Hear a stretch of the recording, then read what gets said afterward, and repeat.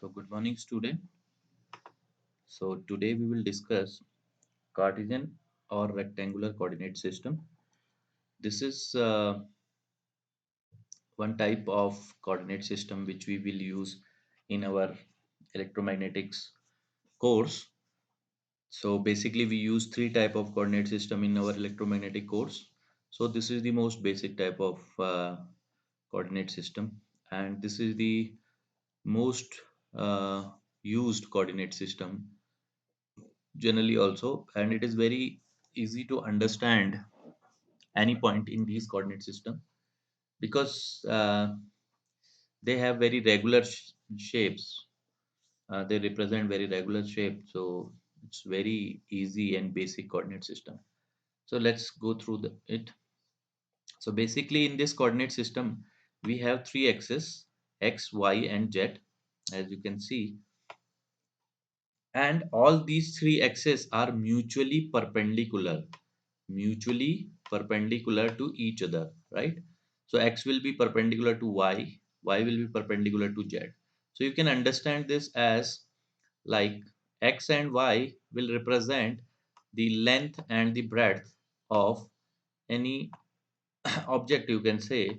So this is x and y will represent, either x will represent this or either x will represent this. So vice versa. If x is representing the breadth or the length, so y will represent the other thing. So now what z will do, z will represent the height, right?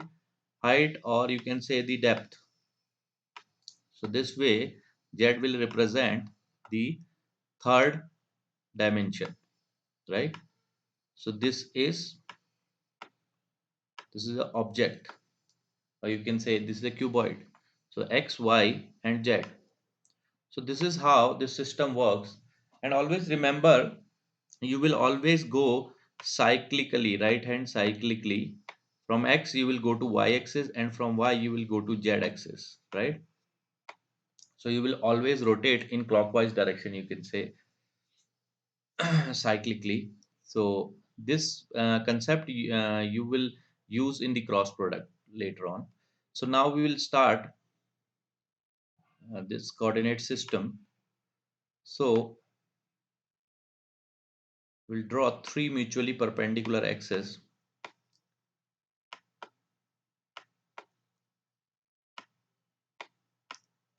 So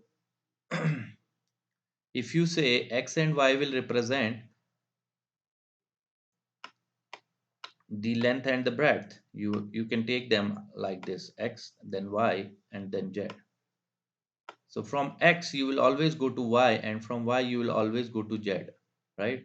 You can start x from anywhere, you can start x from here also, but after x you will go to y, and then y you will go to z. So the if you say this is the three axes, so you can think of x as coming out from this laptop screen towards you, right?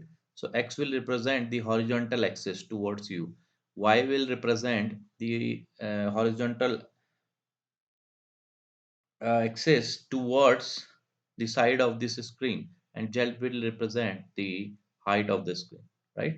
So this is how you make a Cartesian axis or rectangular axis. Now, there is a concept which we discussed about unit vector. So I told you unit vector is nothing but it tells the direction. So always remember, unit vector we will use to represent the direction. Because it is a vector, it's written vector here. So vector, you always know that vector has a magnitude and a direction. So the magnitude of unit vector is always 1. I told you in the previous class also, the magnitude of unit vector is 1. So we don't have to do anything with the magnitude of a unit vector. Unit vector will represent the direction. So always remember this thing. We use unit vector to represent the direction. So you can represent unit vector in any form. Wherever you see a cap over anything, like if I have written x cap, so this means a unit vector in the direction of x axis. If I have written y cap, that means unit vector in the direction of y axis. Similarly, z cap. So you can say you can see many other form of representation of unit vector. You can also see like this ax cap. This is similar. This is just a representation, but you have to more think about the meaning or the physical representation what this thing is representing. So either this or either this, both are representing a unit vector in the direction of x-axis, or you can say this is nothing but telling us the direction of x-axis, right? So if I make a unit vector in the direction of x-axis, it will be something like this, x cap of 1 magnitude. Similarly, this will be y cap, and similarly this will be z cap, right? So all these unit vectors will be perpendicular to each other, mutually perpendicular to each other, like your axis, because they are pointing in the direction of these axes, right? So if you have any point here, how you will represent any point p?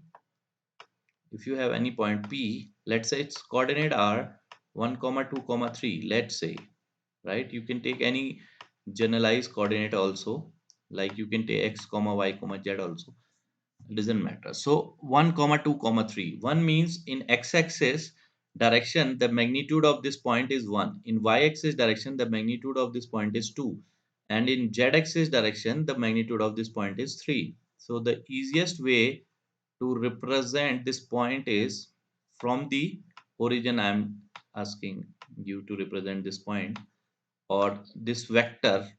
If you draw from origin, and the end point will be this point, right?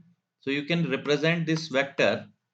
Let's say the vector name is p, so you can represent this vector as 1 magnitude 1 in x direction, so you will represent it 1 x cap plus 2 magnitude in y direction, so 2 y cap, and 3 magnitude in z direction, so 3 z cap.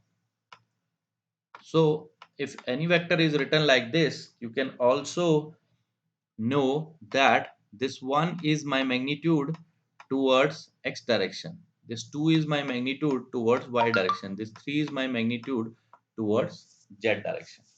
You can also represent it if by your geometry, right?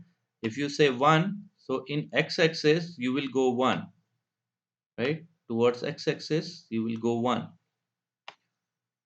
I'll use some other pen. Towards x-axis you will go 1 like this. Towards y-axis the magnitude is 2, so you will go 2 towards y-axis. So you will go 2 towards y-axis, just like this. And then you will go 3 towards your z-axis. So you go 3 towards your z-axis and you reach this point. So this 1, 2, and 3. So this is 3, this is 2, and this is 1. So this is the easiest way of representing any point in Cartesian or rectangular coordinate with the help of vector or with the help of geometry. Okay. So other parts we will discuss in next section. Thank you.